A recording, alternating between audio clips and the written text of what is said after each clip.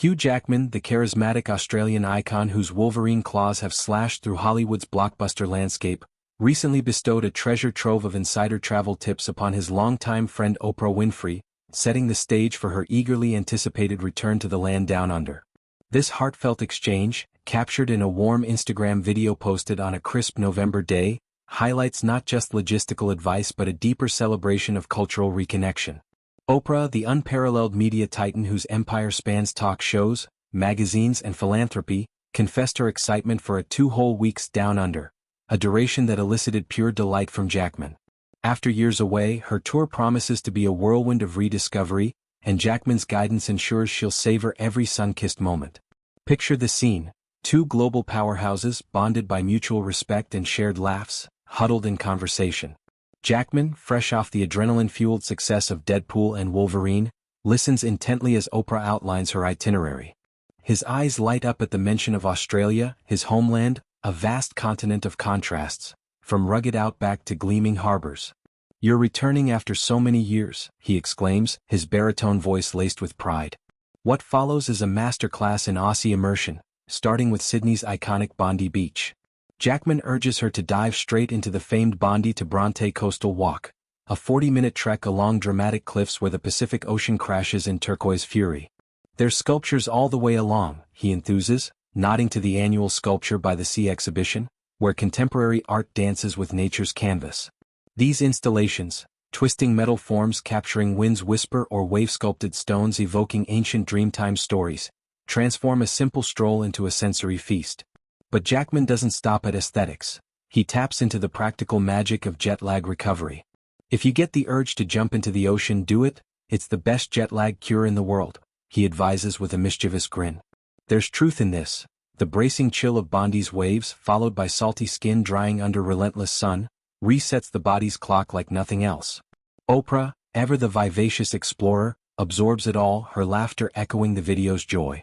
From there, Jackman pivots to culinary delights, insisting on breakfast at Bill's restaurant. Tucked in Surrey Hills, this eatery is a shrine to simple pleasures, but its ricotta hotcakes reign supreme, "the best in the world," declares the actor. Fluffy pancakes, pillowy with fresh cheese and crowned with honeycomb drizzle, embody Australia's fusion of British heritage and Pacific bounty. It's a ritual, savoring them on a sunlit terrace, watching hip locals sip flat whites, feeling the pulse of a city that blends grit with grace. Jackman's tips extend to the social fabric, urging Oprah to start conversation with everyone along the way. In true Aussie spirit, he boasts, "We're the best in the world at banter," those easy, egalitarian chats that cut through hierarchies. Whether negotiating markets in the rocks or queuing at a fish and chip shop, strangers become mates over shared quips about the weather or footy scores. Oprah, no stranger to connecting souls, responds with her signature warmth, "You Aussies are the best." Jackman's retort, "I love you, have the best time. Australia loves you, you know that," seals the moment with affection, a reminder of their enduring friendship forged in the fires of Hollywood's glare. To fully appreciate this exchange, one must contextualize Oprah's Australian hiatus.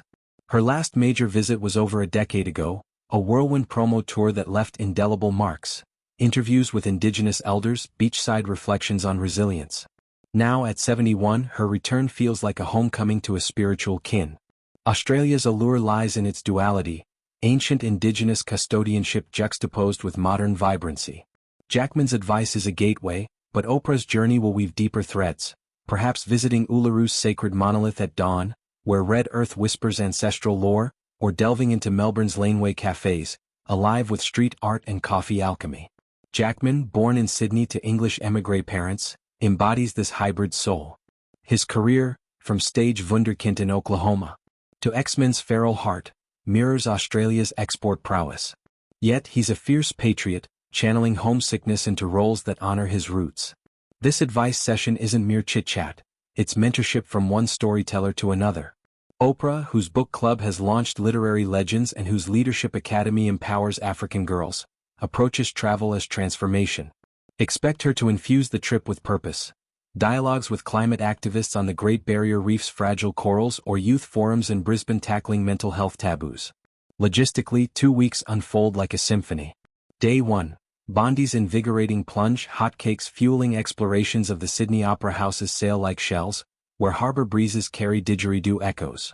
Midweek, a ferry to Manly for surf lessons, waves teaching humility. Jackman's unspoken nudge.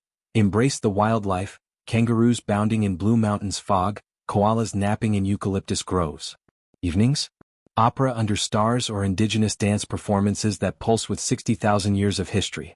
Oprah's panache will elevate it, perhaps a surprise giveaway of Harpo-produced wellness kits to fellow travelers. Challenges lurk. Vast distances demand internal flights, and summer heat, November's spring bloom yielding to December's scorch, tests endurance.